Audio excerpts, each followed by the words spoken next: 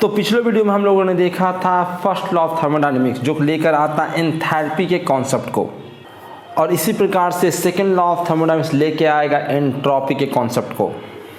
तो इस वीडियो में हम लोग क्या देखने वाले हैं, इस वीडियो में हम लोग एंथैल्पी के डेफिनेशन को देखने वाले हैं, जिसके बारे में अच्छों को पता नहीं होता है कि एंथैल्पी कहाँ से आया, क्या इसका डेफिनेशन है, क्यों इसको इंट्रोड्यूस किया गया। इसके अलावा हम लोग डिफरेंट प्रोसेस में हीट ट्रांसफ़र को कैलकुलेट करेंगे, जैसे कांस्टेंट वॉल्यूम आइसोकोरिक प्रोसेस हो गया, जैसे कांस्टेंट प्रेशर आइसोबारिक प्रोसेस हो गया। इसके अलावा आइसोथर्मल प्रोसेस है, एडियाबेटिक प्रोसेस है, पॉलीट्रॉपिक प्रोसेस है, और इसके लास्ट में हम लोग फ्री एक्सपेंशन को भी देखेंगे कि फ्री एक्सपेंशन में किस प्रकार से हम वर्क के हीट और इंटर एनर्जी का चेंज कैलकुलेट करते हैं। तो मैं हूं अभिनंदन कुमार आजाद और आप लोगों का स्वागत करता हूं एक बार फिर से अपने YouTube चैनल शांति क्लासेज एएस के आजाद मैकेनिकल इंजीनियरिंग पर। तो शुरू करने से पहले आप सबों को लोक आस्था का महापर्व छठ की हार्दिक शुभकामनाएं। छठ का गीत आपको पीछे बैकग्राउंड में सुनाई दे रहा होगा। ये अपलोड कब होगा मैं नहीं जानता, पर आज जब मैं रिकॉर्ड कर रहा हूँ तब आप लोगों को छठ की बहुत बहुत शुभकामनाएं। तो प्यारे बच्चों, मैंने पिछले वीडियो में आप लोगों से एक क्वेश्चन पूछा था कि भाई यहाँ पे एक पिस्टन सिलेंडर अरेंजमेंट है जिसमें एक पिस्टन लगा हुआ है, जिसके दूसरी तरफ आपका 1 एटमॉस्फेरिक प्रेशर है और 32 डिग्री सेल्सियस का टेम्परेचर है, जबकि पिस्टन के अंदर 2 एटीएम प्रेशर है और 32 डिग्री सेल्सियस का टेम्परेचर है। तो ये अपने आप पिस्टन मूव करेगा इस ओर, इससे अपने आप पिस्टन वर्क करेगा, यानी कि सिस्टम सराउंडिंग पर वर्क कर रहा है, जबकि इसमें किसी प्रकार का एनर्जी का सप्लाई नहीं हो रहा है। तो क्या ये वायलेशन है? क्या ये वायलेशन है फर्स्ट लॉ ऑफ थर्मोडायनेमिक्स का? क्या ये ऐसा एक डिवाइस है जिसको हम PMM1 कह सकते हैं, जो बिना एनर्जी लिए, बिना एनर्जी इनपुट लिए जो ये वर्क डन करके आपको दे रहा है? क्या ये सही है? तो मैंने इसका जवाब पूछा था और कहा था नेक्स्ट वीडियो में डिस्कस करूंगा, पर अभी तक मुझे पर्याप्त आंसर्स नहीं मिले आप लोगों की तरफ से, तो मैं वेट कर रहा हूँ। यदि आपको इसका आंसर पता है कि क्या ये PMM1 का वायलेशन है, ठीक है, क्या ये फर्स्ट लॉ का वायलेशन है, बिना हीट दिए, बिना इसको एनर्जी दिए कैसे कंटिन्यूसली वर्क कर रहा है भाई, इसका जवाब मुझे आप इस वीडियो के कमेंट सेक्शन में दीजिए, तो मैं नेक्स्ट वीडियो में इसका सोल्यूशन आपके सामने रखूँगा। तो चलिए इस वीडियो के मेन टॉपिक पे आते हैं, और वो है एंथैल्पी। एंथैल्पी में अच्छों को प्रॉब्लम होता है कि एंथैल्पी क्या है, एंथैल्पी को हम कैसे डिफाइन करें। एक्चुअली एंथैल्पी का कोई डेफिनेशन नहीं, ज़बरदस्ती लोग इससे हीट से कंफ्यूज होते रहते हैं कि ये भी हीट है, और हीट के टर्म में ही बचपन से आप 12 से पढ़ते आ रहे हो कि जितना हीट रिएक्शन में रिलीज होता है उसी को आप एंथैल्पी कहते हैं। कभी कभार एंथैल्पी जो होता है वो हीट के बराबर हो जाता है मेरे भाई, पर हर वक्त एंथैल्पी हीट के बराबर नहीं होता है। इन जनरल अगर आप जाते हो केमिकल रिएक्शन में, खासकर वहाँ पे जो हीट जनरेट होता है उसी को हम एंथैल्पी बोल देते हैं, पर इसका मतलब ये नहीं है कि भाई अगर दोनों एक ही चीज़ होता तो नए नए नाम क्यों होते।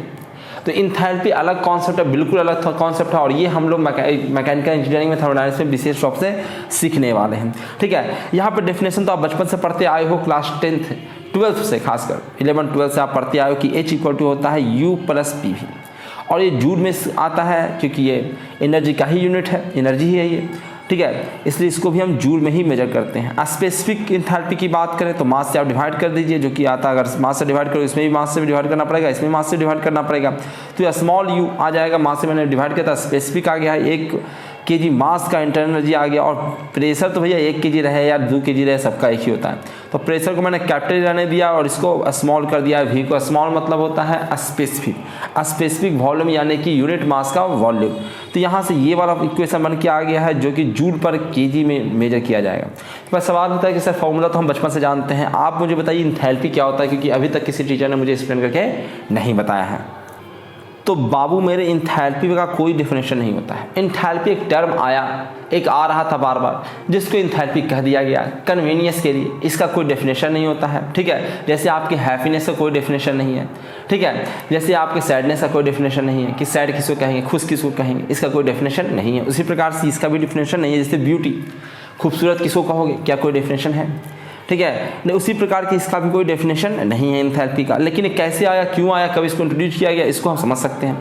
जैसे in the analysis of steam turbine, जब स्टीम टरबाइन का एनालिसिस किया जा रहा था और किनके द्वारा, तो मूलर को द्वारा, MOLLIER मूलर के द्वारा जब ये एक्सपेरिमेंट किया जा रहा था, एनालिसिस किया जाता है, एक्सपेरिमेंट क्या करेंगे, वो एनालिसिस कर रहे थे स्टीम टरबाइन कैसे वर्क करता है, कितना एनर्जी देते हैं तो कितना वो आउटपुट देता है, इस प्रकार के वो एनालिसिस कर रहे थे। द टर्म U + PV, एक टर्म जो मैथमेटिकल एनालिसिस कर रहे थे, तो U + PV जो एक टर्म था वो बार बार अपीयर हो रहा था, अपीयर वेरी फ्रिक्वेंटली, बहुत ही लगातार ये टर्म्स उनको देखने को मिल रहा था, लगा कि यार इसको बार बार लिखा, हम लोग नहीं करते अज्यूम दैट, तो इन्होंने इसको अज्यूम कर लिया, एच कह दिया, ठीक है।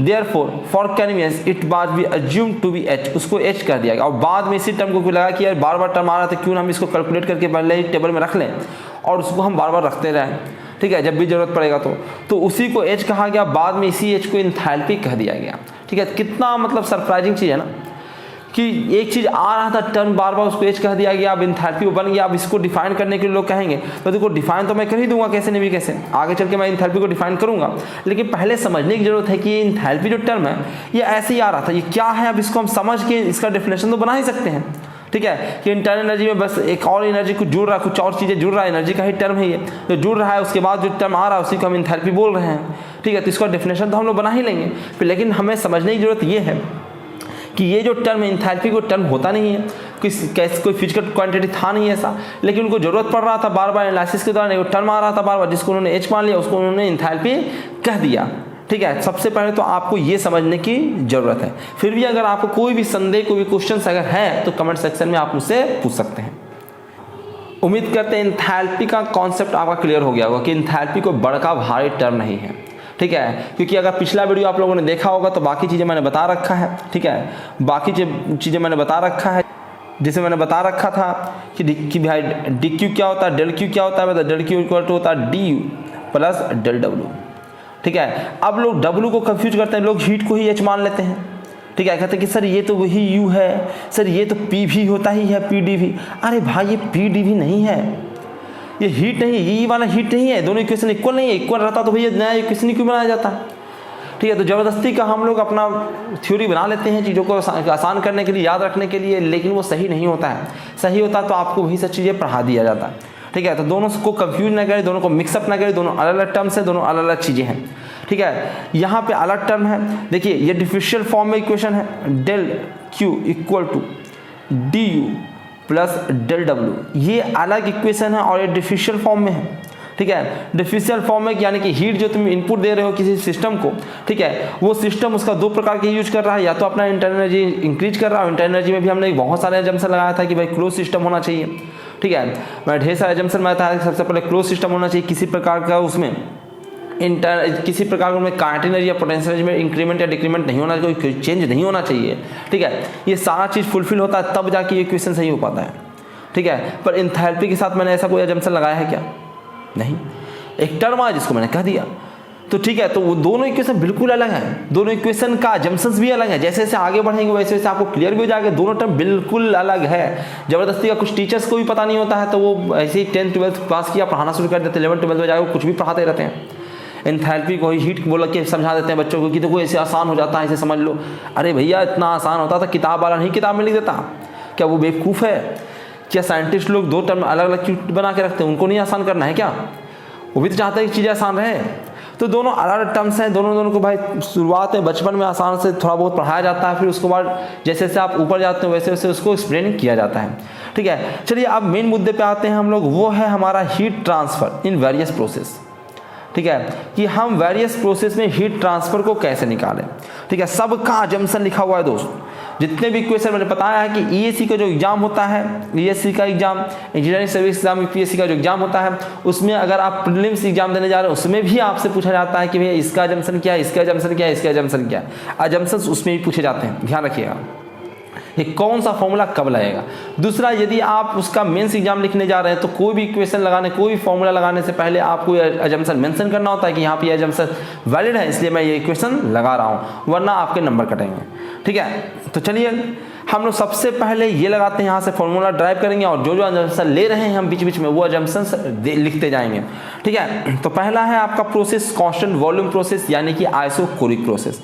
आइसोकोरिक प्रोसेस में मैं ये वाला इक्वेशन लगा रहा हूँ।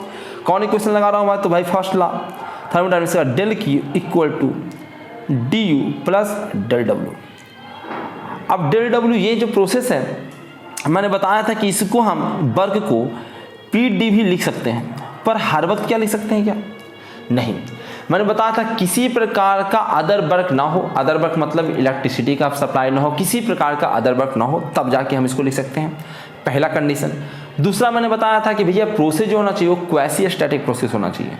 इतने सारे मैंने एजम्पशन बताए थे, तब जाके हम इस प्रोसेस को वर्क निकालने का फॉर्मूला, जब मैंने वर्क का ऐसे ही वर्क का मैंने वीडियो बना रखा है, तो वर्क मैंने बताया था कि कैसे मैं ड्राइव करके लाया था फॉर्मूला पीडीवी, उसमें ढेर सारे एजम्पशन दिया था। तो एजम्पशन आपको याद रखना, ऐसा नहीं कहीं भी कुछ भी लगाते रहेंगे हम, ऐसे नहीं चलता है दोस्त, ठीक है। हर जगह आप हर चीज़ नहीं लगा सकते हैं, आंसर आ भी सकता है नहीं भी आ सकता है, फिर अब वही हो गया, ठीक है, सही हो जाएगा, नंबर आ भी सकता है, नेगेटिव मार्किंग भी हो सकता है। तो ऐसा नहीं, आप ध्यान से रखाइए, कॉन्फिडेंस से लगाइए कि भैया हम फॉर्मूला लगा रहे हैं तो यहाँ पे लगेगा, ठीक है। तो ये आपका जो वर्क होता है पीडीवी के बराबर हो जाता है। अजम्पशन है आपका कोई भाई इस इक्वेशन में कोई अदर वर्क ना हो, किसी अदर प्रकार का वर्क ना हो, पहला तो, ठीक है। दूसरा जो वर्क हो रहा हो बाउंड्री वर्क ही हो, बाउंड्री वर्क मतलब यानी कि गैस का एक्सपेंशन हो रहा हो या फिर कंप्रेशन हो रहा है, पहला बात। दूसरा बात, जो प्रोसेस आप कंप्रेशन या एक्सपेंशन कर रहे हैं वो क्वासी स्टैटिक ही होना चाहिए, यानी धीरे धीरे होना चाहिए प्रोसेस, ठीक है। क्वासी स्टैटिक प्रोसेस मैं बता चुका हूँ आप लोगों को, ठीक है। तो इतना होगा तब जाके हमने इक्वेशन ये लिख दिया, यानी ये इक्वेशन लिखने का मतलब ये कितना अजम्पशंस आपने मान लिया, ठीक है, इतने अजम्पशंस आपने मान लिए। अब ये है भाई, तो इसको हमने D Q equal to D U plus del W को मैंने पी डी भी लिख दिया है, ठीक है। अब जैसे ये कांस्टेंट वॉल्यूम है तो डी भी तो गया भाई एक काम से, ठीक है, ये तो शहीद हो गया, ये चला गया, जीरो हो गया, ठीक है। तो यहाँ पे आपका जो डेल क्यू कांस्टेंट वॉल्यूम पे है, मैंने देखो यहाँ पे वी लगा दिया कि कांस्टेंट वॉल्यूम पे जो आया है डेल क्यू वो डी यू के बराबर हो गया है, ठीक है। यानी कि यहाँ से एक और इक्वेशन आया कि भाई इसको हम एक और टर्म से लिख सकते हैं, ये भी लिख सकते हैं, क्योंकि मैंने हीट का फॉर्मूला हीट पिछले ही वीडियो में पढ़ाया, आप लोगों को हीट पढ़ा रखा है, MC डेल्टा टी। तो MC यहाँ पे जो है वो कांस्टेंट वॉल्यूम पे प्रोसेस हो रहा है, यानी कि यहाँ पे मैंने CV यूज किया है, ठीक है। तो MCV DT यहाँ पे इक्वेशन आया, तो दो इक्वेशंस आ गए हैं यहाँ पे, किसका भाई हीट का, एक आया है भाई कि DU के बराबर, दूसरा आया है MCV DT के बराबर। तो भैया यानी कि कहने का मतलब है कि अगर दोनों को इक्वेट करें तो DU जो आ रहा है वो MCV DT के बराबर आ रहा है, ठीक है। ये फॉर्मूला आप लोगों ने नहीं पढ़ा होगा बचपन में, ठीक है। ड्यू का अलग सा फॉर्मूला पढ़ा होगा आपने 10th लेवल पे, 12th लेवल पे, वो होगा F/2 NR dt, ठीक है। ये फॉर्मूला भी इसी के बराबर है, क्योंकि CV और कुछ नहीं F/2 R ही होता है, ठीक है। किसके लिए होता है यहाँ पे जंक्शन, आइडियल गैस के लिए होता है, हर गैस के लिए नहीं होगा, ये आइडियल गैस के लिए होगा, ठीक है। तो ये जंक्शन है, पर यहाँ पे ऐसा जंक्शन नहीं है। मैंने यहाँ पे कहीं पे आइडियल गैस लिखा है क्या, नहीं लिखा। कहीं पे मैंने आइडियल गैस का जंक्शन लिया है क्या, नहीं लिया है, ठीक है। तो कहीं पे मैं आइडियल गैस का जंक्शन नहीं लिया, अभी तक नहीं लिया, मैं आगे मैं ले सकता हूँ, अभी तक नहीं लिया। यानी कि ये जो इक्वेशन आपने बनाया है क्या आइडियल गैस के लिए सही है क्या, नहीं, ये सही है किसके लिए भाई, तो कैसा प्रोसेस होना चाहिए, कांस्टेंट वॉल्यूम प्रोसेस होना चाहिए। कांस्टेंट वॉल्यूम प्रोसेस होगा अगर, ठीक है, तो कोई भी सबस्टांस रहे, आइडियल गैस रहे या आइडियल गैस ना रहे, रियल गैस रहे, कुछ भी रहे, ठीक है, DU बराबर MCV DT होगा। ये इक्वेशन हम लगाएंगे। देखो एकदम अजम्पशन बहुत ही जरूरी है दोस्त, अगर अजम्पशन ध्यान से नहीं रखे ना तो कहीं भी कुछ भी लगाते रहोगे ना, सब गोबर हो जाएगा, पढ़ के जाओगे सब गोबर करके चले जाओगे, ठीक है। तो ये DU इक्वल टू होगा MCV DT, पर क्या होगा भाई, तो अगर प्रोसेस कांस्टेंट वॉल्यूम प्रोसेस यानी कि आइसोकोरिक प्रोसेस, तो कोई भी फर्क नहीं पड़ता है कि सबस्टांस कोई भी हो, ठीक है, एनी सबस्टांस, कोई भी सबस्टांस हो, ये प्रोसेस, ये इक्वेशन सही है। पर यदि आपने आइडियल गैस ले लिया तो मैंने बता ही दिया, आइडियल गैस अगर है तो आइडियल गैस के लिए DU का वैल्यू मैंने बता ही रखा है F/2 NR dt, ठीक है। ये होता है F/2 R जो आइडियल गैस के लिए होता है, इसी को हम CV कह देते हैं, ठीक है, CV dt कर सकते हैं, ठीक है। और यही n के जगह भाई n मैंने बता ही रखा है कि R जो मैं लेता हूँ, ठीक है, यूनिवर्सल गैस कांस्टेंट, ठीक है, ये यूनिवर्सल गैस कांस्टेंट हम लोग R बार लेते हैं, ठीक है। यहाँ पे जो R हम लेते हैं वो कैस्टेटिक्स कांस्टेंट होता है, ठीक है, गैस का कैस्टेटिक्स कांस्टेंट होता है जिसमें हम मास को इंक्लूड कर लेते हैं, तो यहाँ पे हम m यूज कर लेते हैं, ठीक है। तो इस प्रकार से हम लोग यूज करते हैं, तो यहाँ पे जाहिर सी बात है m आ जाएगा। ये कैसे आया है मैंने पिछले वीडियो में समझा रखा है आप लोगों को, यदि आप लोगों ने नहीं देखा है तो उसको देख लीजिएगा। तो MCV DT इक्वेशंस यहाँ से आ जाएगा। तो सब मिला के आप लोगों को ये समझना है, ठीक है, कि अगर कांस्टेंट वॉल्यूम प्रोसेस है तो कोई फर्क नहीं पड़ता है कि सबस्टांस कैसा है, आइडियल गैस रहे ना रहे कोई फर्क नहीं पड़ता है। दूसरा, यदि आइडियल गैस है तो फर्क नहीं पड़ता है कि प्रोसेस कैसा है, कोई भी प्रोसेस रहेगा भैया इक्वेशन मजे में रहेगा, ठीक है। तो MCV DT इक्वेशन मजे से लगाइए, कहीं भी लगाइए, किसी भी हाल में लगाइए, कोई फर्क नहीं पड़ता है, पर अजम्पशन आप याद रखिए। देखो मैंने इसको फीलिंग भी दिलाने की कोशिश किया, इसको समझाने की भी कोशिश किया, कैसे समझना है, ठीक है, कि मान लेते एक बर्तन आप लो, ठीक है, इसमें गैस वैस कुछ भी भर रखा है आपने और उसको हीट देते जाओ, क्योंकि बर्तन रिजिड है तो कोई भी वो वर्क डन नहीं कर सकता, यानी कि जो भी आप हीट दोगे इसमें, जो भी आप हीट दोगे वो इसके इंटरनल एनर्जी में चेंज करेगा, ठीक है। तो जो भी हीट दे रहे हो यानी कि कांस्टेंट वॉल्यूम पे हीट दे रहे हो, यानी कि इसी मैंने Q भी कर रखा है, और ये किसके बराबर होगा, तो MC डेल्टा टी के बराबर तो होता ही है कोई भी हीट देते हो तो। ये हीट कैपेसिटी जहाँ पे होता है एक कांस्टेंट वॉल्यूम पर दे रहे हैं, इसलिए इसको मैंने सी भी लिख रखा है और कोई बात नहीं है। तो एम सी भी डी टी दे रखा, और इस सारा का सारा एनर्जी कहाँ जाएगा भाई, तो इंटरनल एनर्जी में चेंज होगा। तो देखो आ भी गया, जो मैंने वहाँ पे मैथमेटिकली समझाया यहाँ पे मैं थ्योरेटिकली या फिर प्रैक्टिकली समझा रहा हूँ आप लोगों को, ठीक है, प्रैक्टिकली समझा रहा हूँ आप लोगों को कि अगर आप हीट देते हैं तो चूंकि पूरा का पूरा हीट जा रहा किस में रहा है, वर्क तो हो नहीं रहा, तो सारा का सारा हीट इंटरनल एनर्जी के इंक्रीमेंट में जा रहा है, यानी कि यहाँ पे जो वर्क डन है क्यू भी है वो डी यू के बराबर होगा, यानी कि ये वाला जो टर्म होगा वो बराबर होगा, ठीक है। तो अब यहाँ पे मैंने कहाँ ले रहा हूँ कि आइडियल गैस है कोई भी गैस है, कोई भी गैस है, आप हीट दे रहे हो तो जाएगा कहाँ, वो सारा का सारा उसके इंटरनल एनर्जी में इंक्रीमेंट में जाएगा, ठीक है। तो इससे कोई फर्क नहीं पड़ता है कि अंदर गैस क्या है, आप हीट दे रहे हो, अगर कांस्टेंट वॉल्यूम है, वॉल्यूम में इंक्रीमेंट डिक्रीमेंट नहीं हो रहा है, कंटेनर आपका रिजिड है, तो जाहिर सी बात है जितना आप हीट दोगे वो सब के सब उसके इंटरनल एनर्जी के इंक्रीमेंट में जाएगा, ठीक है। आप दूसरा कंडीशन देखिए, इसको देखिए, ठीक है, इसको जरा देखिए, इसमें जस्ट उल्टा हो रहा है। यहाँ पे हम हीट दे रहे हैं तो इस पिस्टन को मूव करने के लिए हमने छोड़ रखा है, मूव करने के लिए छोड़ रखा है, यानी कि अंदर प्रेशर सदैव कांस्टेंट रहेगा, जितना बाहर प्रेशर रहेगा जो कि कांस्टेंट ही रहेगा, एटमॉस्फेरिक प्रेशर है उसी के अकॉर्डिंग ही अंदर प्रेशर जनरेट होगा, क्योंकि पिस्टन का कुछ वेट भी आएगा तो एटमॉस्फेरिक प्रेशर से ज़्यादा ही कुछ प्रेशर अंदर रहेगा, ठीक है। तो अंदर कुछ प्रेशर है, लेकिन जैसे थोड़ा सा प्रेशर बढ़ेगा पिस्टन मूव कर जाएगा ऊपर की ओर, ठीक है, इक्विलिब्रियम रहना है तो ये मूव कर जाएगा ऊपर की ओर, यानी कि अंदर प्रेशर एक फिक्स प्रेशर मेंटेन रहेगा, ठीक है। तो यहाँ पे प्रेशर कांस्टेंट प्रेशर पे आप हीट दे रहे हो, तो यहाँ पे जो आप हीट दे रहे हो सीपी, उसको मैंने सीपी कहा है, और वो एम सीपी डी होगा, ठीक है, एम सीपी डी होगा। इसमें क्या हो रहा है भाई, तो इसमें दो काम हो रहा है, एक तो आपका इंटरनल एनर्जी बन रहा है जो कि इसके बराबर ही होगा, इंटरनल एनर्जी में डी यू तो सदैव इसके बराबर होता ही होता है, ठीक है। चाहे इसमें ले, मैंने बताया कि भैया अगर आप कांस्टेंट वॉल्यूम ले रहे हैं तो सब्सटेंस कौन ले, कोई फर्क नहीं पड़ता, पर आइडियल गैस ले रहे हो तो फिर कोई भी प्रोसेस हो कोई फर्क नहीं पड़ता, डी यू सदैव किसके बराबर होगा, M C B D T के बराबर होगा ही होगा, यदि आप आइडियल गैस लेते हो तो। आइडियल गैस के लिए मैं पहले ही एक्सप्लेन कर चुका हूँ आपको, ठीक है। तो यहाँ भी आइडियल गैस के लिए यही होगा M C B D T, पर एक्स्ट्रा जो आप इसको हीट दे रहे हो वो किस में जा रहा है भाई, तो बर्डन करने में जा रहा है, ठीक है। तो चलो मैं इसको भी समझाता हूं आपको। एक और चीज यहाँ पर आया कि जूल जो कहा गए थे कि आइडियल गैस के लिए जो होता है वो इंटरनल एनर्जी में जो चेंज होता है वो सिर्फ और सिर्फ टेम्परेचर का फंक्शन होता है, ठीक है। इसको भी मैं प्रूफ करके दिखाऊंगा कि कहाँ से आया है, ठीक है, पूरा मैथमेटिकल कैलकुलेशन में करके दिखाऊंगा आप लोगों को, ठीक है। चलिए आगे बढ़ते हैं। एक क्वेश्चन है कि भैया आप इसका रेशियो निकालो, एक मैं कर रहा हूँ डी यू, ये डेल्टा यू, और दूसरा मैं हीट दे रहा हूँ, किसी को हीट सप्लाई कर रहा हूँ, पर वो कांस्टेंट प्रेशर पे कर रहा हूँ, इसका रेशियो निकालने के लिए कहा गया हमें, ठीक है। तो भैया मैंने बताया कि ये जो अगर आइडियल गैस है तो ये तो सदैव के सदैव M C B D T के बराबर होगा ही होगा, ठीक है। और ये डी क्यू जो होगा, ये क्यू पी जो होगा वो क्यू पी किसके बराबर होगा, तो M C P delta T, ठीक है। यहाँ से ये सब सारी चीज़ें कट गया तो ये आ गया सी पी सी भी बाई सी पी, ठीक है। C P by C P, इसी को टर्म को एक हम नया नाम दे देते हैं, यानी कि C P by C P को हम एक नया नाम देते हैं जिसको हम गामा कहते हैं, ठीक है। यही एडियाबैटिक कांस्टेंट होता है, ठीक है। ये एडियाबैटिक प्रोसेस जब मैं पढ़ा रहा था वहीं पे मैंने एक्सप्लेन कर रखा था कि इसी को मैं गामा कहता हूँ, ठीक है। तो यहाँ से आप अगर आइडियल गैस के लिए या फिर कोई भी मोनोटॉमिक गैस है, डायटोमिक गैस है, उसके अनुसार आप गामा का वैल्यू यहाँ से निकाल सकते हो, सी भी दिया रहेगा, सी पी दिया रहेगा, आप उसके अनुसार इसको निकाल सकते हैं, कैलकुलेट कर सकते हैं। नेक्स्ट चलते हैं, देखिए एक और क्वेश्चन है, ये वाला इक्वेशन पे आते हैं, जो मैंने अभी आपको बताया कि अगर आप किसी सिस्टम को हीट देते हैं, ठीक है, और वो प्रोसेस आप जो करा रहे हो वो आइसोबारिक प्रोसेस है। आइसोबारिक मतलब उसका प्रेशर कांस्टेंट है, कांस्टेंट प्रेशर है, तो ये भाई बेचारा पिस्टन मूव करेगा ऊपर की ओर। आप हीट दे रहे हो, वो हीट को चूंकि कांस्टेंट प्रेशर पे दे रहे हो, उसका नाम मैंने क्यू पी दे रखा है, ठीक है।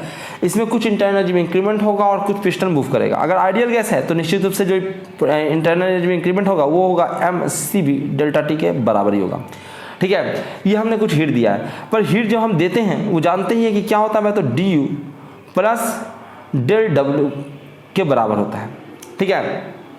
यानी कि डेल डब्ल्यू अगर आप निकालना चाहते हो तो वो भी निकाल सकते हो उसमें, क्योंकि आपको दोनों चीज़ पता है, ठीक है। तो डेल डब्ल्यू अगर आप निकालना चाहते हो डेल डब्ल्यू निकाल के देखो, इसको नोट करते जाना कि कहानी नहीं चल रहा है कि इसको आप देखते जाओ, ठीक है। इस प्रकार से हम कर सकते हैं। अगर मैं इन दोनों का रेशियो निकालना चाहता हूँ क्यूपी के साथ, तो क्यूपी से मैं इसको डिवाइड कर देता हूँ, ठीक है। तो क्यूपी से मैं डिवाइड करूँगा तो ये आएगा 1 minus D you by Q P, ठीक है। और ये तो तुम जानते हो कि डी यू बटा क्यू पी अभी मैंने निकाल कर आया है, तो ये किसके आ बराबर आता है, 1 माइनस 1 बाई गामा के बराबर आ जाता है, ठीक है। यानी कि ये जो टर्म है ये किसके बराबर आ जाता है हमें, तो ये आप याद रखिएगा, ये पूछा जाता है, कई बार पूछा गया है क्वेश्चन को अलग अलग ढंग से घुमा के, ठीक है। तो इसको भी मैंने सोल्व करके आपको दिखा दिया कि del U by Q P equal to होता है 1 बाई गामा। या फिर अगर आपसे पूछा जाए वर्क के बारे में, बाउंड्री वर्क के बारे में, ठीक है, स्पेशली बाउंड्री वर्क के बारे में, खासकर वो किस प्रोसेस में, तो आइसोबारिक प्रोसेस में, तो W B boundary work by heat supply in constant pressure, heat supply at constant pressure, इस ये जो बराबर होता है ये इसके बराबर होता है 1 माइनस 1 बाई गामा के। गामा का वैल्यू अगर आपको पता होगा तो आप निकाल सकते हैं, जाहिर सी बात है आइडियल गैस रहेगा तभी ये क्वेश्चन रहेगा। तो आइडियल गैस के लिए आपको गामा का वैल्यू पता होता है, वो मैं अभी आपको बताऊंगा भी, उसको आपको याद भी करना होगा। एक क्वेश्चन मैं आप लोगों को देता हूँ, थोड़ा सा जूम कर लेता हूँ और क्वेश्चन को मैं एक्सप्लेन करता हूँ, ठीक है। कह रहा 2 प्रोसेस मैं करा रहा हूँ, एक प्रोसेस ए है, एक प्रोसेस बी है। बी प्रोसेस में जो पिस्टन है वो फिक्स्ड है, ठीक है, फिक्स्ड है, यानी कि आइसोकोरिक प्रोसेस है, ठीक है। इसमें भी हीट दिया जा रहा है, ठीक है, उसको मैंने सिचुएशन बी कहा है। इसमें भी हीट दे रहे हैं, उसको मैं सिचुएशन ए कह रहा हूँ, ठीक है। इसमें है जो ये आइसोबारिक प्रोसेस है, यानी कि इसमें प्रेशर कांस्टेंट रहता है, इसमें मैं हीट दे रहा हूँ, ठीक है। इस प्रकार से हीट दिया जा रहा हूँ, आपको बताना है कि इसमें टेम्परेचर का इंक्रीमेंट होता है, इसमें टेम्परेचर का इंक्रीमेंट होता है। मैं इसमें टेम्परेचर का इंक्रीमेंट बता रहा हूँ मैं कि 30 केल्विन का इंक्रीमेंट इसमें टेम्परेचर का होता है। तो आपको बताना है कि इसमें जो टेम्परेचर का इंक्रीमेंट होगा वो कितना होगा। गामा का वैल्यू दे रखा है 1.4, ठीक, जो गैस है उसके लिए गामा का वैल्यू दे रखा 1.4। तो आपको बताना है कि अगर आइसोकोरिक प्रोसेस में जो 30 केल्विन का टेम्परेचर में इंक्रीमेंट होता है, तो आपको बताना है कि इसमें जो टेम्परेचर में इंक्रीमेंट होगा आइसोबारिक प्रोसेस में, उसमें टेम्परेचर में इंक्रीमेंट कितने का होगा, ठीक है। जल्दी से बताइए जरा कैलकुलेटर के आंसर मुझे बताइए, कमेंट सेक्शन में वीडियो को पॉज कीजिए और इसको सोल्व कीजिए और कमेंट सेक्शन में इसका आंसर बताइए।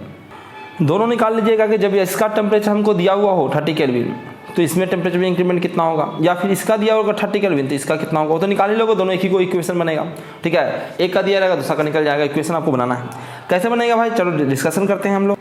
हमें दिया हुआ क्या है भाई कि दिया हुआ हमें कि दोनों में हम लोग बराबर हीट दे रहे हैं, लेकिन ये प्रोसेस कैसा है भाई, तो ये है आइसोकोरिक प्रोसेस और ये है आइसोबारिक प्रोसेस। अगर हीट हम सेम दे रहे हैं तो हमें ये बताना है कि अगर इसमें टेम्परेचर में इंक्रीमेंट 30 केल्विन का होता है तो इसमें टेम्परेचर का इंक्रीमेंट कितने का होगा, ये हमें बताना है। तो चलिए सबसे पहले तो उसने दे दिया है कि हीट जो है वो कांस्टेंट दे रहे हैं हम लोग। तो हीट जो दे रहे हैं इस प्रोसेस में वो mCv डेल्टा टी, ठीक है, और इसमें जो दे रहे हैं mCp डेल्टा टी, ठीक है। टेम्परेचर में दोनों में इंक्रीमेंट अलग अलग होगा, तो एक को मैंने बी कहा, एक को ए कहा, ठीक है। दोनों में हीट अगर आप सेम सप्लाई कर रहे हो तो ये इक्वेशन वैलिड होगा, ठीक है। दोनों में मास सेम है, ठीक है, जाहिर सी बात है मास सेम नहीं रहेगा तो कैसे काम करेंगे हम लोग, मास सेम है दोनों में, तो मास मास कट गया, ठीक है। Cp यहाँ पे निकल के आया भाई कि dt, अगर आप dt बी निकालना चाहते हो, dt यानी टेम्परेचर में इंक्रीमेंट बी में निकालना चाहते हो तो ये आ जाएगा टेम्परेचर में इंक्रीमेंट ए में और Cp बाई Cv, और टेम्परेचर में इंक्रीमेंट ए में टेम्परेचर इंक्रीमेंट 30 मैंने बता रखा है और Cp बाई Cv आप जानते हो कि 1.4 बता रखा है, तो 30 से मल्टीप्लाई करो और जितना आंसर आ जाओ बता दो, 42 केल्विन के करीब इसमें आंसर आता है, ठीक है। तो ये आप उम्मीद करते हैं क्वेश्चन बना लिया होगा आप लोगों ने। अब देखिए मैंने आपको एक क्वेश्चन बताया था WB यानी boundary work by QP equal to 1 minus 1 by gamma, ठीक है। अब इससे क्या बनता है, तो कहता है कि जितना गामा ज़्यादा रहेगा उतना ये वाली क्वांटिटी कम रहेगी, ठीक है, और उतना ये वाली क्वांटिटी ज़्यादा रहेगी, ठीक है। यानी कहने का मतलब है कि वर्क बाय हीट का रेशियो उतना ही अधिक होगा, यानी जिसका गामा जितना ज़्यादा वो उतना ही हीट सप्लाई पे उतना ज़्यादा काम करेगा, सेम हीट सप्लाई पे ज़्यादा से ज़्यादा काम करेगा जिसका गामा का वैल्यू ज़्यादा होगा। ये कई जगहों पे हम देख सकते हैं, पर यहाँ पे भी आप साफ साफ इस चीज़ को देख सकते हो और इसीलिए मैंने ये ड्राइव करके लाया था। तो यहाँ से एक स्टेटमेंट बन के आता है, ठीक है, क्या स्टेटमेंट बन के आता है भाई, तो ये स्टेटमेंट याद रखिएगा, if same amount of heat is supplied at constant pressure, अगर कांस्टेंट प्रेशर पे आप same amount of heat supply कर रहे हो then maximum work is obtain when gamma is maximum, gamma जितना ज़्यादा जिसका रहेगा उतना ज़्यादा वो गैस काम करेगा, ठीक है। अगर हम सब चीज़ सेम दे रहे हैं, हीट भी सेम दे रहे हैं, हम उसको कंडीशंस भी सेम दे रहे हैं, यानी कि कांस्टेंट प्रेशर प्रोसेस करा रहे हैं हम उसको, ठीक है, तो गामा जिसका ज़्यादा रहेगा वो ज़्यादा काम करके हमको देगा। यानी कि गामा सबसे ज़्यादा किसका होता है, तो फॉर मोनोएटॉमिक गैस, यानी मोनोएटॉमिक गैस जो होता है वो सबसे ज़्यादा काम करके हमको देगा सेम आइसोबारिक प्रोसेस के लिए, और सेम हीट उसको हम सप्लाई करेंगे तब, ठीक है। तो ये भी एक फिजिकल क्वेश्चन है जो ये सी में आ चुका है और आएगा भी भविष्य में। चलिए एग्जाम के पॉइंट ऑफ व्यू से मैं कुछ चीज़ें आपको दे देता हूँ याद करने के लिए। जैसे गामा का वैल्यू मोनोएटॉमिक गैस के लिए जो होता है वो गामा का वैल्यू होता है 1.67, उसी प्रकार से गामा का वैल्यू डायटोमिक गैस के लिए होता है 1.4, याद रखिए ट्राई एटॉमिक गैस के लिए जो होता है वो गामा का वैल्यू होता है 1.33 के करीब, ठीक है। तो इसको आप याद रखिएगा, वो ट्राई एटॉमिक या फिर पॉलीएटॉमिक जो गैस होते हैं उसके लिए गामा का वैल्यू होता है 1.33, ठीक है। इसको याद रखिएगा। कुछ और डेटा मैं दे देता हूँ यहीं पे, चूंकि एग्जाम में क्वेश्चन भी तो आप लोगों को सोल्व करना है, इसको लिखते जाइए, काफ़ी इंपॉर्टेंट डेटा है ये सब, ठीक है। ये मैंने बहुत ही मेहनत से कलेक्ट किया है। जब देखो मैंने वही सब चीज़ें बताता हूँ, याद करने के लिए बहुत सारी चीज़ें, लेकिन जो एग्जाम में ज़रूरत पड़ता है उन्हीं सब चीज़ों को मैं बताता हूँ। जैसे एयर का ज़रूरत पड़ेगा आपको पावर प्लांट वगैरह में, पावर प्लांट में ज़रूरत पड़ेगा, रेफ्रिजरेशन में ज़रूरत पड़ेगा, ठीक है। खासकर जो रेफ्रिजरेशन साइकिल चलता है आपका ऊपर एटम ये आपका एरोप्लेन में, वहाँ पे जो चलेगा वो एयर का वो लोग यूज करते हैं। तो एयर वाला आप देखिए, ठीक है। तो एयर के लिए क्या है भाई, तो Cp का वैल्यू 1.005 होता है। एयर की डेंसिटी भी याद रखिए, कभी कहीं भी जगह पे जरूरत पड़ा है इसका, मुझे एग्जाम का प्रिपरेशन करने के दौरान, पढ़ाने के दौरान कई बार क्वेश्चन में इसका जरूरत पड़ा है, ठीक है, जहाँ पे डेटा नहीं दिया रहता है। तो एयर का डेंसिटी जो होता है 1.2 kg/m³ होता है, ठीक है। Cb का वैल्यू जो होता है वो 0.718 होता है, ठीक है। अधिकतर जगहों पे दिया रहता है, पर ना दिया रहे तो याद रखिएगा। R का वैल्यू जो होता है वो 0.287 होता है। और गामा के लिए एयर के लिए हम गामा का वैल्यू जो लेते हैं वो 1.4 लेते हैं, ठीक है। इसको आप याद रखिएगा। M भी याद रखिएगा, मॉलिक्यूलर वेट। मॉलिक्यूलर वेट जो हम एयर का लेते हैं, क्योंकि ये कैलकुलेट नहीं कर पाओगे आप एग्जाम में, ठीक है। तो अब एयर का जो मॉलिक्यूलर वेट जब हमको कभी कभी जरूरत पड़ जाता है तो वो लेते हैं 29, ठीक है। तो सारा चीज़ मैंने एक जगह पे लिख दिया है, ठीक है। आप इसको याद रखिएगा, ये हर जगह इस्तेमाल होता है, ऐसा नहीं कि थर्मोडायनामिक्स में सिर्फ क्वेश्चन आएगा, ठीक है। हर जगह, चाहे वो आईसी इंजन में कभी जरूरत पड़ जाए, कभी पावर प्लांट में जरूरत पड़ जाए, कभी रेफ्रिजरेशन में जरूरत पड़ जाए, तो इसको आप याद ही रखिएगा। डेटा को, जितने मैंने डेटा आपको बताया उसको नोट डाउन कर लीजिए और उसको याद रखिएगा, ठीक है। वीडियो को आप बैक करके आप देख सकते हो सबको। तो चलिए इस वीडियो में इतना ही रखते हैं। अगले वीडियो में कांस्टेंट प्रेशर में कैसे हम हीट को कैलकुलेट करेंगे उसको देखेंगे, मेयर के इक्वेशन देखेंगे, ठीक है। आइसोथर्मल प्रोसेस में कैसे हीट कैलकुलेट करेंगे, एडियाबैटिक प्रोसेस में कैसे करेंगे, पॉलीट्रोपिक प्रोसेस में कैसे करेंगे, और लास्टली फ्री एक्सपेंशन की चीज़ों को हम लोग देखेंगे। और ये सब हम लोग नेक्स्ट वीडियो में देखेंगे। तो भैया आप लोगों ने यदि चैनल को सब्सक्राइब नहीं किया तो सब्सक्राइब कर लीजिए, बेल आइकन को क्लिक कर लीजिए, ठीक है। वीडियो को लाइक भी कर देना, बेल आइकन को क्लिक नहीं करोगे तो नोटिफिकेशन कैसे पहुँचेगा, फिर इंतजार करते रह जाओगे तुम, ठीक है। तो वीडियो को लाइक कर दीजिएगा भाई, और इसको शेयर भी कर दीजिएगा। थोड़ा सा इसमें व्यूज वगैरह आएंगे तो थोड़ा अच्छा लगता है, मोटिवेशन मिलता है, ठीक है। और कुछ होता नहीं है, मोटिवेशन मिलता है तो और बेहतर से बेहतर मैं बनाने की कोशिश करता हूँ। वरना देखते हैं कि अगर कोई देख नहीं रहा है तो फिर डिले होने लगता है वीडियो, कि भाई देखेगा, जब देख लेगा तो फिर 100 वीडियो व्यूज हो जाएंगे, तब नेक्स्ट वीडियो मैं बनाऊँगा, ठीक है। तो ये सब होने लगता है, टालमटोल होने लगता है। और देख ही रहो कि जैसे मुझे छुट्टी मिलता है, जैसे लॉकडाउन फिर से आया तो मैं वीडियो फिर से अपलोड करने लगा, फिर मैं अपने ऑफलाइन कोचिंग बिजी हो जाऊँगा, ठीक है। तो वीडियो अगर देखते रहोगे तो मोटिवेशन मिलेगा कि नहीं भाई यहाँ पे भी लोग बच्चे हैं, यहाँ पे देखने वाले हैं, यहाँ पे बच्चों को रिक्वायरमेंट है, तो यहाँ पे भी मैं मेहनत सेम करूँगा जो मेहनत मैं अपने ऑफलाइन क्लासेज में देता हूँ। Thank you very much. इस वीडियो में इतना ही था।